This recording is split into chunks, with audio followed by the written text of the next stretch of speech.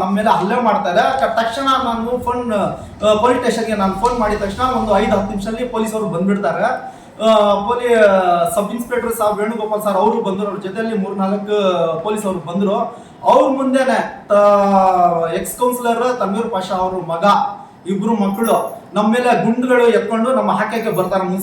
Police ಅವ್ರ ಮುಂದೆನೆ ನಮ್ಗೆ ಹಾಕಕ್ಕೆ ಬಂದ್ರೆ ಅಂದ್ರೆ ಎಷ್ಟು ರೌಡಿಸಮ್ ಇಲ್ಲಿ ಅರ್ಥ ಮಾಡ್ಕೊಳ್ಳೋದು. ಒಂದು ಪಾಯಿಂಟ್ ಏನು ಅಂದ್ರೆ ಪೊಲೀಸ್ ಅವ್ರ ಮುಂದೆನೆ ಇವ್ರು ಈ ತರ ನಮ್ಗೆ ಹೊಡ್ತಾ ಇದ್ರೆ ಪೊಲೀಸ್ ಅವ್ರು ಇಲ್ಲವಾಗ ಎಷ್ಟು ದೌರ್ಜನ್ಯ ಮಾಡ್ಬೇಕು ಇವ್ರು ಎಲ್ಲ. ಇದು ಎಲ್ಲ ಒಂದು ಶಿಡ್ಲಘಟ್ಟ ನಗರದ ವಾರ್ಡ್ ನಂಬರ್ 26 ರಾಜೀವ್ ಗಾಂಧಿ ಬಡಾವಣೆಯಲ್ಲಿ ಹಳೆಯ ವೈಮನಸ್ಯದ ಹಿನ್ನೆಲೆ ಮಚ್ಚು ಲಾಂಗು ಹಿಡಿದು ಕುಟುಂಬದ ಮೇಲೆ ಹಲ್ಲೆ ನಡೆದಿರುವ ಘಟನೆ ನಗರ ಪೊಲೀಸ್ ಠಾಣಾ ವ್ಯಾಪ್ತಿಯಲ್ಲಿ ನಡೆದಿದೆ. ರಾತ್ರಿ ವೇಳೆ ಮನೆಗೆ ನುಗ್ಗಿ ಮಹಿಳೆಯರು, ವೃದ್ಧರು, ಮಕ್ಕಳು ಎಂಬುದು ನೋಡದೆ ದೌರ್ಜನ್ಯ ಎಸಗಿದ್ದಾರೆ ಎಂಬುದರ ಆರೋಪ ಸಿಸಿಟಿವಿಯಲ್ಲಿ ಸೆರೆಯಾಗಿದೆ. ಮಾಜಿ ನಗರಸಭಾ ಸದಸ್ಯರ ಕುಟುಂಬ ಇಂದು ಭಯದ ವಾತಾವರಣದಲ್ಲಿ ಬದುಕುತ್ತಿದ್ದು, ಈಗಾಗಲೇ ನಗರ ಪೊಲೀಸ್ ಠಾಣಾ ವ್ಯಾಪ್ತಿಯಲ್ಲಿ ಪ್ರಕರಣ ದಾಖಲಾಗಿದ್ದರೂ ಸಹಿತ ಆರೋಪಿಗಳಿಗೆ ಕಾನೂನಿನ ಭಯವಿಲ್ಲದೆ ರಾಜಾರೋಷವಾಗಿ ಓಡಾಡಲು ಅವಕಾಶ ನೀಡಲಾಗಿದೆ. ಸಣ್ಣ ಸಣ್ಣ ಗಲಾಟೆಗಳಾದರೆ ಆಯುಧಗಳು ಹಿಡಿದು ಬರುವವರೆಗೆ ಮೊದಲು ಕಡಿವಾಣ ಹಾಕಬೇಕಾಗಿದೆ ಎಂದು ಬಾಬಾ ಫಕ್ರುದ್ದೀನ್ ಆರೋಪಿಸಿದ್ದಾರೆ. Imtiaz, Irfan, Imran, server, majeure, Sadiq, Tamim, Salman ಮತ್ತು ಸಲೀಂ ವಿರುದ್ಧ ಪ್ರಕರಣ ದಾಖಲಾಗಿದ್ದರೂ ಪುಂಡಾಟಿಕೆ ಮಾತ್ರ ನಿಂತಿಲ್ಲ. ನಮಗೆ ಪ್ರಾಣಭಯವಿದ್ದು ಹೊರಗೆ ಓಡಾಡಲು ಸಹ ಆತಂಕವಾಗುತ್ತಿದೆ ಎಂದು ಕುಟುಂಬದವರು ಅಳಲು ತೋಡಿಕೊಂಡಿದ್ದಾರೆ. ಪ್ರಕರಣದ ಕುರಿತು ಪೊಲೀಸರು ಯಾವ ಕ್ರಮ ಕೈಗೊಳ್ಳುತ್ತಾರೆ ಎಂಬುದು ಇದೀಗ ಸಾರ್ವಜನಿಕರಲ್ಲಿ ಪ್ರಶ್ನೆಯಾಗಿದೆ.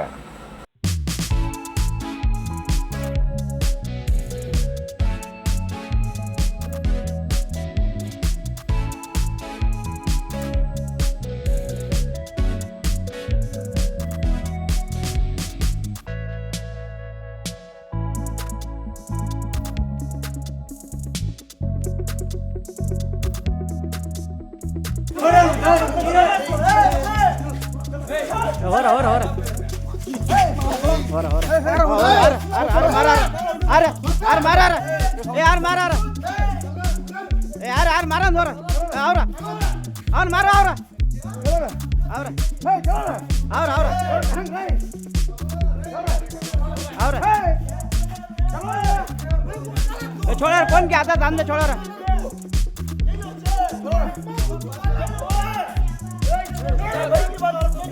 ahora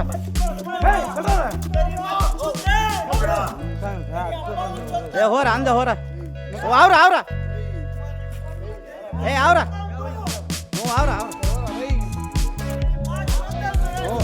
ahora ahora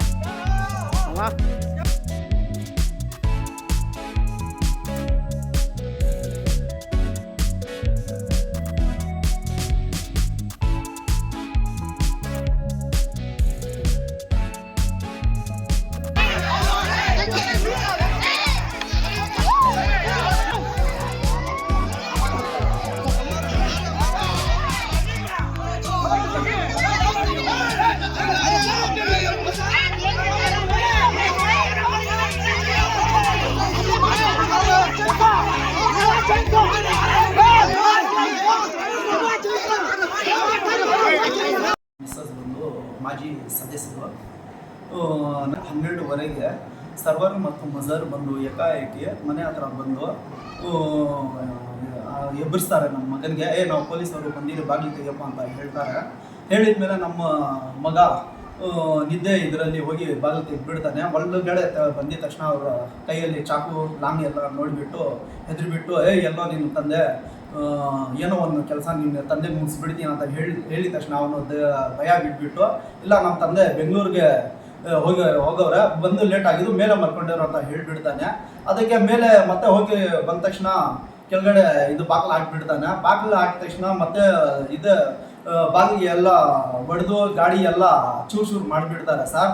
ಮತ್ತೆ ಅವ್ರ ಮೇಲೆ ಹೋಗಿ ಅಷ್ಟು ರಾತ್ರಿಗೆ ನಾವು ಕಂಪ್ಲೇಂಟ್ ಕೊಟ್ಟಿರ್ತೀವಿ. ಕಂಪ್ಲೇಂಟ್ ಕೊಟ್ಟಿದ ಮೇಲೆ ಅವ್ರ ಮೇಲೆ FR ಆಗುತ್ತೆ. FR ಆದ್ಮೇಲೆ ಮತ್ತೆ ಅದೇ ರಾತ್ರಿ ನಮಗೆ ರಾತ್ರಿ 3:36 ಕಾಲ್ ಮಾಡಿ ಏನು ಹೇಳ್ತಾರೆ, ನಾವು ಏನೋ ಮಾಡೋದು ತಪ್ಪು ಮಾಡಿಬಿಡ್ತೀವಿ, ನಮಗೆ ಇದು ಕಂಪ್ಲೇಂಟ್ ಕೊಡಬೇಡಿ, ಏನಾದರೂ ಕಂಪ್ಲೇಂಟ್ ಕೊಟ್ಟರೆ ನಿಮಗೆ ಎತ್ಬಿಡ್ತೀವಿ, ಸ್ಕೂಲ್ಗೆ ಕರ್ಕೊಂಡು ಹೋಗ್ತಾ ಇರ್ತೀರಾ ನೀವು ಮಕ್ಕಳಿಗೆ, ಬರೋವಾಗ ದಾರಿಯಲ್ಲಿ ನಿಮಗೆ ಆಗ್ಬಿಡ್ತೀನಿ ಕಂಪ್ಲೇಂಟ್ ಏನಾದ್ರು ಕೊಟ್ಟರೆ ಅಂತ ಬೆದರಿಕೆ ಹಾಕ್ತಾರೆ ಸರ್. ನನಗೆ ಅಷ್ಟೆಲ್ಲ ಬೇಡಪ್ಪ, ನಿಮಗೆ ಯಾಕಪ್ಪ ನನಗೆ ಹೊಡೆದಿರೋದು ಹೇಳ್ಬಿಡು, ಅಂತ ಹೇಳಿದ ತಕ್ಷಣ ನಮಗೆ ಯಾರೋ ಹೇಳಿ ನಿಮ್ಮ ಏರಿಯಾವರು ದೊಡ್ಡವರು ನಮಗೆ ಹೇಳಿ ಮಾಡಿಸಿರೋದು. ಅದೇ ಹೆಸರು ಹೇಳಪ್ಪ ಅಂದರೆ ಇಲ್ಲ ನಾನು ಹೇಳಲ್ಲ ಅಂತ ಹೇಳ್ತಾನೆ. ಆಮೇಲೆ ನಾನು ಫೋನ್ ಕಟ್ ಮಾಡಿಬಿಡ್ತೀವಿ. ಮತ್ತೆ ಅವ್ರಿಗೆ ಕಂಪ್ಲೇಂಟ್ FR ಆಗಿದ್ಮೇಲೆ ಅವ್ರಿಗೆ ಅರೆಸ್ಟ್ ಮಾಡ್ತಾರೆ. ಅರೆಸ್ಟ್ ಮಾಡಿದ್ಮೇಲೆ ಪೊಲೀಸ್ ಸ್ಟೇಷನಲ್ಲಿ ವಿಚಾರ ಮಾಡಿದಾಗ ಅವ್ರು ಏನು ಹೇಳ್ತಾರೆ, ನೀನು ಮಜಾರ್ ಒಬ್ಬನು ಹೇಳ್ತಾನೆ, ನೀನು ಮುಂಚೆ ನನಗೆ ಫೋಕ್ಸೋ ಕೇಸ್ನಲ್ಲಿ ನಾನು ಹೋಗೋವಾಗ ಸಾಕ್ಷಿಗೆ ಬಂದವಾಗ ನೀನು ಸೈನ್ ಹಾಕಿದ್ದೆ, ಆ ದ್ವೇಷ ಇಟ್ಕೊಂಡು ನಾನು ಹೊಡೆದಿದ್ದು ಅಂತ ಹೇಳ್ತಾನೆ. ಮತ್ತೆ ಇನ್ನು ಸರ್ವರ್ ಬಂದು ಒಂದು 6-7 ವರ್ಷ ಹಿಂದ್ಗಡೆ ನಮ್ಮ ಮನೆಯಲ್ಲಿ ಒಂದು 6-5 ತಿಂಗಳು ಕೆಲಸ ಮಾಡಿದ್ರು. ಕರೋನಾ ಬಂದಾಗ ಅದು ಸ್ಟಾಪ್ ಆಗಿದ್ದು ಕೆಲಸ. ಮತ್ತೆ ಕೆಲಸ ಸ್ಟಾರ್ಟ್ ಮಾಡುವಾಗ ಕೆಲಸಕ್ಕೆ ಬಂದು ಅವರು ಬಂದಿಲ್ಲ, ಬೇರೆಯವರು ಬಂದರು. ಅದಕ್ಕೆ ಬೇಡಪ್ಪ ನೀನು ಬರಬೇಕು ಅಂತ ಹೇಳಿದಾಗ ಇಲ್ಲ ನಾನು ಬಾಕಿ ಕೊಟ್ಬಿಡ್ತೀನಿ ಅಂತ 1.5 ವರ್ಷ ಸತಾಯಿಸ್ನು ಅವನು. 1 ವರ್ಷ ಸತಾಯಿಸ್ಬಿಟ್ಟು ಮತ್ತೆ ಮನೆ ಹತ್ರ ಹೋಗಿದ ತಕ್ಷಣ ಅವ್ರ ಅಣ್ಣ ಮತ್ತೆ ಅವ್ರ ತಾಯಿ ಎಲ್ಲ ಗಲ್ಪಡಿ ಹಿಡ್ಕೊಂಡು ನನಗೆ ಹೊಡೆದ್ರು. ಆವಾಗ ಕಂಪ್ಲೇಂಟ್ ಕೊಟ್ಟಿದ್ದಾಗ ಸ್ಟೇಷನ್ನಲ್ಲಿ ತಗೊಂಡು ಬಂದು ದುಡ್ಡು ಕೊಟ್ಟರು, ಅವನು ಕ್ಲಿಯರ್ ಆಯಿತು. ಅದೇ ಉದ್ದೇಶ ಇಟ್ಕೊಂಡು ನಾನು ಹೊಡೆದಿರೋದು ಅಂತ ಹೇಳ್ತಾನೆ.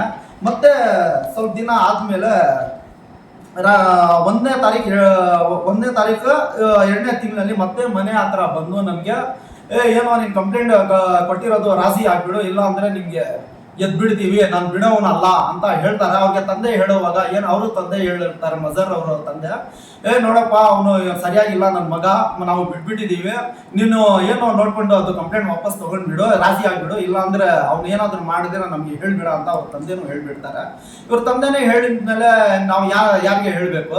ಮತ್ತೆ ಹೋಗಿ ಸ್ಟೇಷನ್ನಲ್ಲಿ ನಾನು ಕಂಪ್ಲೇಂಟ್ ಕೊಟ್ಟಿದ್ದೆ. ಸ್ಟೇಷನ್ನಲ್ಲಿ ಕಂಪ್ಲೇಂಟ್ ಕೊಟ್ರೇನೆ ಒಂದು ಜನವರಿ 1 ಫೆಬ್ರವರಿ 1ಗೆ ನಾವು ಕಂಪ್ಲೇಂಟ್ ಕೊಟ್ಟಿರ್ತೀವಿ. ಆ ಕಂಪ್ಲೇಂಟ್ ಮೇಲೆ ಅವ್ರಿಗೆ ಏನು ಆಕ್ಷನ್ ಆಗಿರಲ್ಲ.